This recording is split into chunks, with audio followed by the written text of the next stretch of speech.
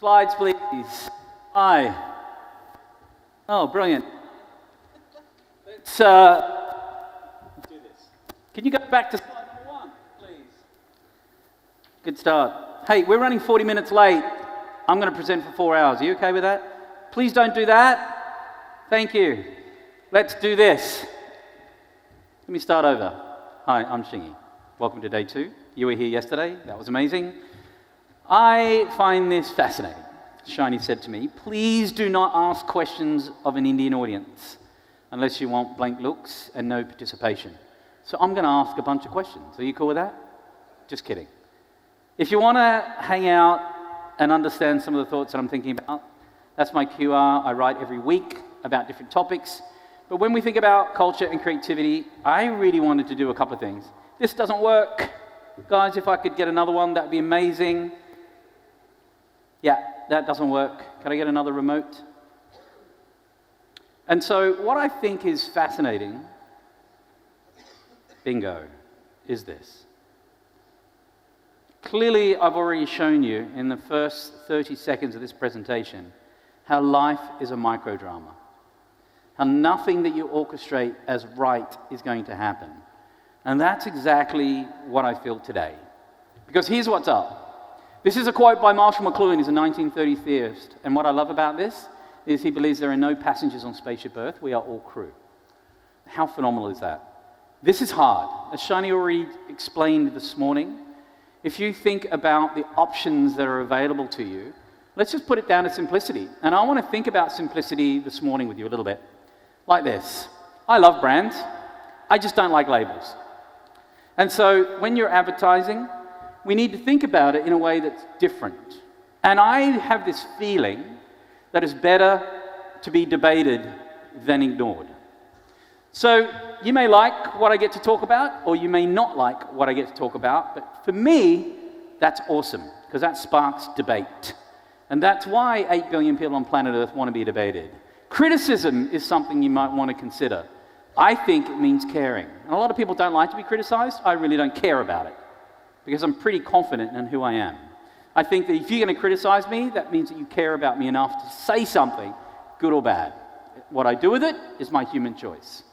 Let me talk about a brand. I'm Asian, and those of us who are Asian are told that we are lactose intolerant. And so I've spent years and years and years of my life trying to find an alternate product than cow's milk. Soy milk, almond milk, rice milk, it all tastes disgusting. And then along came oat milk. Has anybody tried oat milk in this room? No? Some of us have? It's good, right? Especially this brand you've never heard of, called Oatly. Oatly come from Sweden. And what's amazing about them, they're Danish. Ooh, the Swedes wouldn't like me saying that. They're Danish. And so if you look at their product, it's all in their language. A new CEO came along and said, we want to change our business to be global. The only thing that survived was the name. You may have heard of this, called Oatly. And what they did is they completely reframed their product to feel very human, very much like it's done by people. And what I love about this is they also go kind of anti-ads, very advertising heavy. Go ahead and pretend not to notice, we know you're reading this anyway. Genius. Look at this. They'll stick an ad for oat milk anywhere. Love it. Look at this. Oh, you again. It's oat milk. Look at this. If oat milk really helps the planet, just can I pour it directly into the ground? You know, look at this. We believe our oat drinks sell themselves. We made this ad just in case it didn't. And we look at this. If there's one thing to know about Oatly, it's this. Genius. And then you look at this. Will try oat milk get me to like billboards better? And look at this. Is oat milk just goat milk without the G? And I love this because what it does, it's humanizing the industry.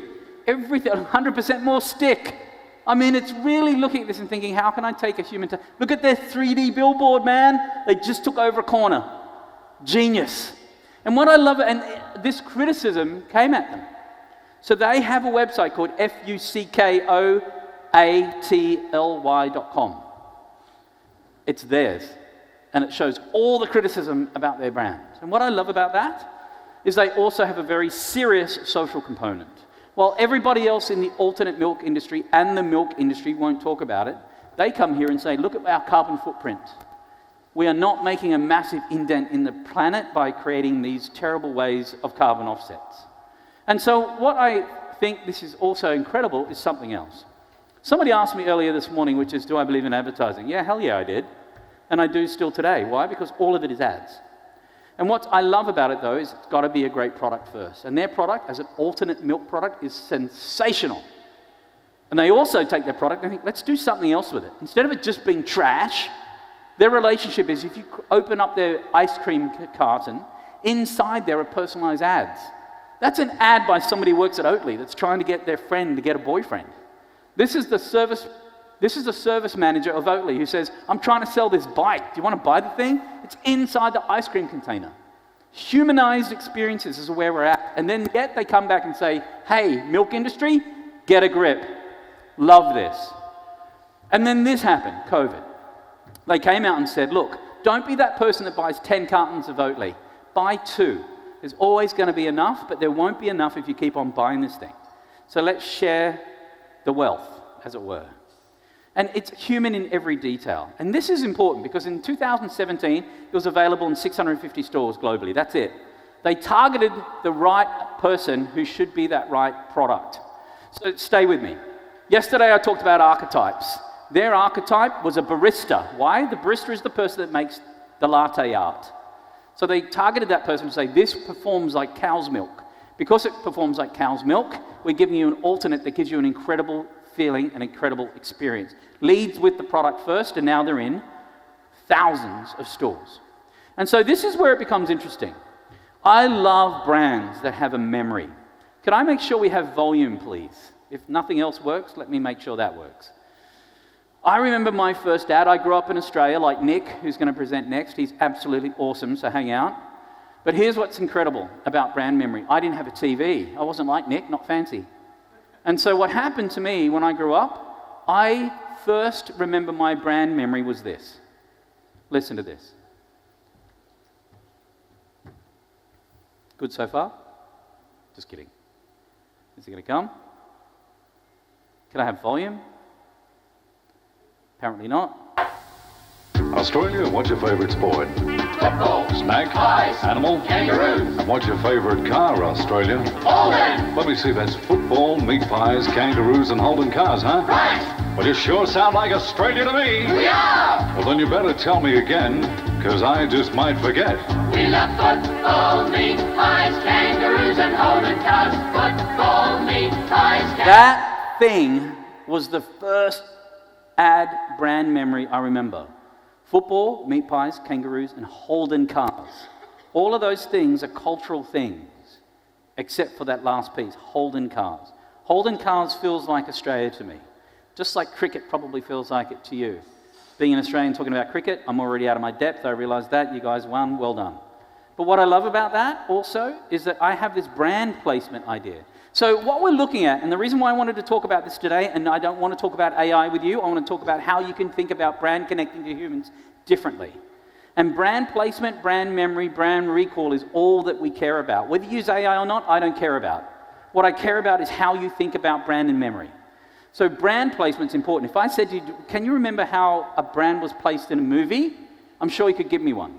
And I remember this as my first. Reese's Pieces. I never grew up with this thing. But in the US, this was something that was really amazing. And this product is really important to kids. So when I moved to America 25 years ago, I wanted to try Reese's Pieces because we don't have them. But I remember it being embedded inside the E.T. movie. In addition to that, I love ad memory. So here's my first ad that I remember.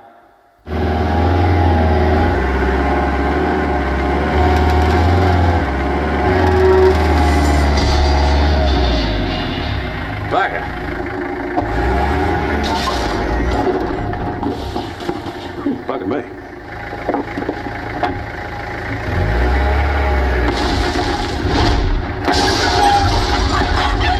Bugger. Easy now, son. Ooh, bugger. You bird.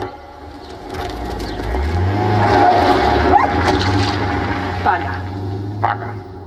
So if I go and ask anybody who grew up in Australia in the 80s, they're going to remember that ad. That ad is like 40 years old. And it makes me feel like it's not about always optimizing to the nth degree. It's about creating stuff that matters in terms of recall. Stay with me. If everything is still an ad, here's what happens. Those three things I talked about yesterday, you have access to. Sight, sound, and motion. And we just showed you all of them. But I want to push it ever so slightly. So why are they important? Because it drives emotion. I'm still emotionally attached to those ads back when I was a kid. Not because I was a kid, but because they left a lasting impression, which can happen today. It doesn't have to be 40 years old.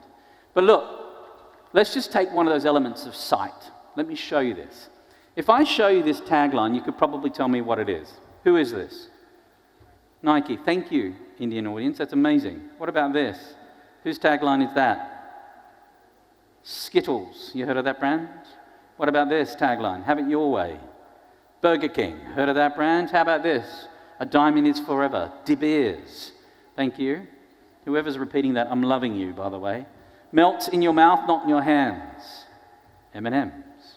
These are global brands, my friends. There are some things money can buy, for everything else there is.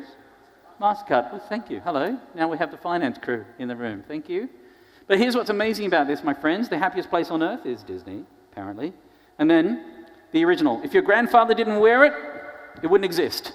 This is not Durex. This is Old Spice. But what's amazing about that is this. I'm loving it, is McDonald's. And then, because you're worth it, thank you, L'Oreal, Paris. We have a L'Oreal group here, apparently. Open Happiness, Coca-Cola. Energy gives you wings, Red Bull. Oh, you guys do have a voice. Who knew? God bless. Here's what's up with that, though. Notice there's 3 eyes. Does anybody know why there's 3 eyes in Red Bull's tagline? Because somebody actually sued them for $136 million because the energy drink did not actually give them wings. So screw that. We're going to come up with a word that doesn't exist. Wings with 3 eyes. Brilliant. All right, sound. How about this? Just listen to this for a second. Whose brand is this? Intel. Thank you. How about this? Whose brand is this?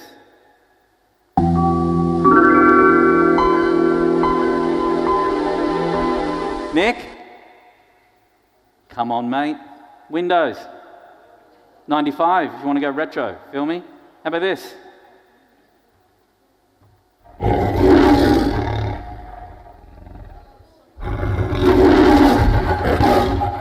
MGM.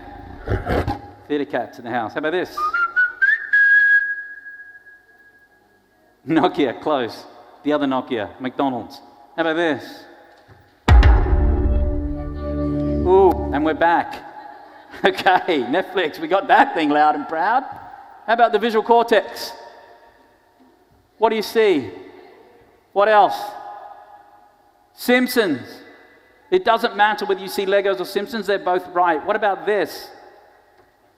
IKEA, no logo. What about this? Coca-Cola, 1911, by the way. They launched that in 1911.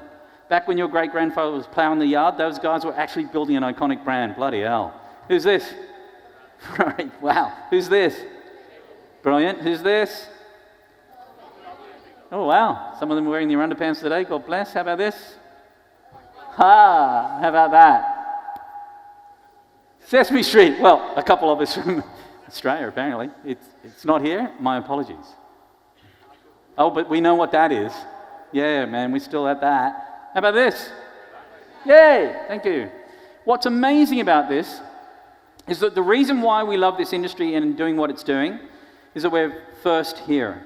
When I look at the Indian market particularly, with the billion users that are looking at this screen for about 4 hours a day for social, as we heard Shani say this morning, it's 30,000 times faster to recall an image than it is a written word. But you can still recall that, which is amazing.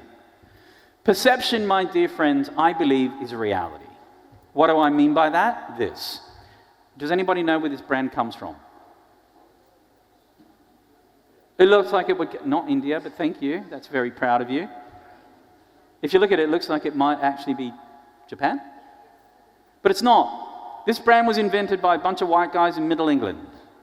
Now, as an Asian, I'm both super impressed and deeply insulted. But what's nuts is it doesn't matter. It's all about perception. What about this brand? Anybody know what brand this is? Thank you, Harley Davidson. If I close my eyes, this is what I imagine about Harley Davidson, don't you? Yum. However, the reality is that's their rider. So perception, my friends, is the reality. Having a strong point of view is most important. Check this out.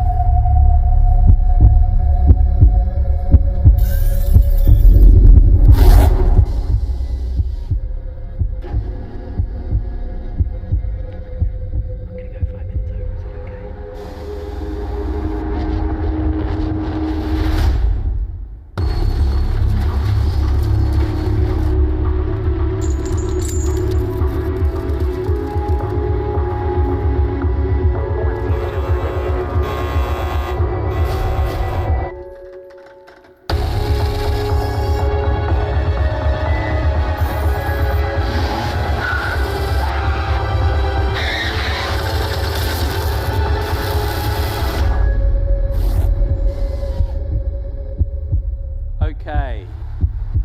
I know I shouldn't ask you questions, but I'm going to. Anybody in the room would buy that car because of that ad? Couple of you. This is written by AI, directed by a human, and I feel like it's incredibly cold. If you are going to use AI to delight people, please, my friend, put some humans in the room. But hey, let's move on. Check out, this is not AI.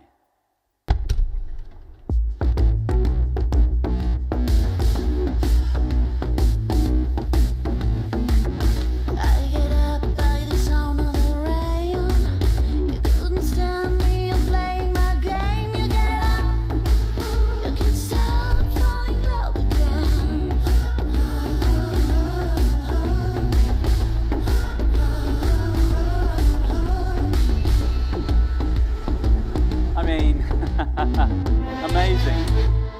Point of view. Point of view. Let me show you one more.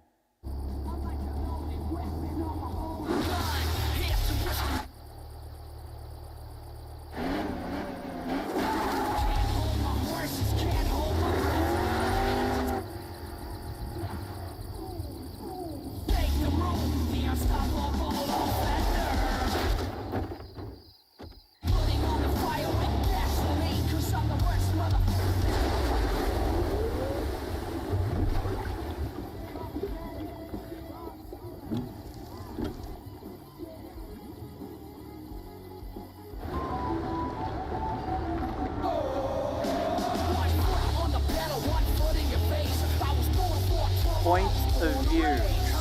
Get a point of view. Oh, Couple more yeah. things. Good. Wait. Good boy.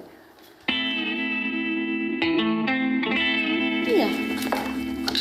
Good. Wait. Turn on the ignition. Let's go. Yeah. Good. Turn the volume down. Yeah. Good boy. Good Turn the boy. volume down. Turn the volume down, please. Good boy. Turn the volume down. Thank you. Holy moly, that's loud. Second thing is, how wild is this video? Here's what's up. I have a lot of people.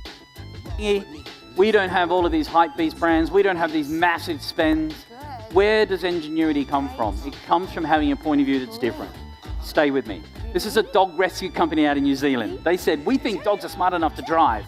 They teamed up with me and said, let's teach these dogs to drive.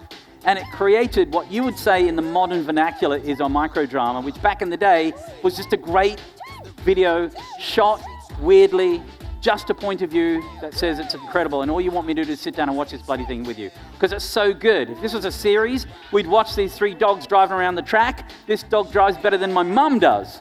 But my point is this, my friends. As you continue moving these thoughts of how intelligence and courage meet together for those 8 billion people on planet Earth, the theme for you really to understand is everything should still have a surprise. And I will tell you this. I wanted to talk about this reframe one more time. Instead of making people want stuff, let's turn it around the other way and make stuff that people want that becomes super contagious, and by that nature, people will want to pass it on. But I leave you just to this point. If we think about the way that we connect with humans, and we take away the cold relationship of technology and humanize that technology, and sometimes even prioritize human technology over just the technology itself, we end up with something that's not only fascinating, but becomes incredibly powerful for those people on planet Earth that still want to connect with brands, and that's all of us. Thank you very much indeed, guys. Take care. Enjoy the rest of your day. See you. Thank you for having me. Thank you. Thank you so much, David, once again. Truly wonderful to always hear you share those thoughts right here. And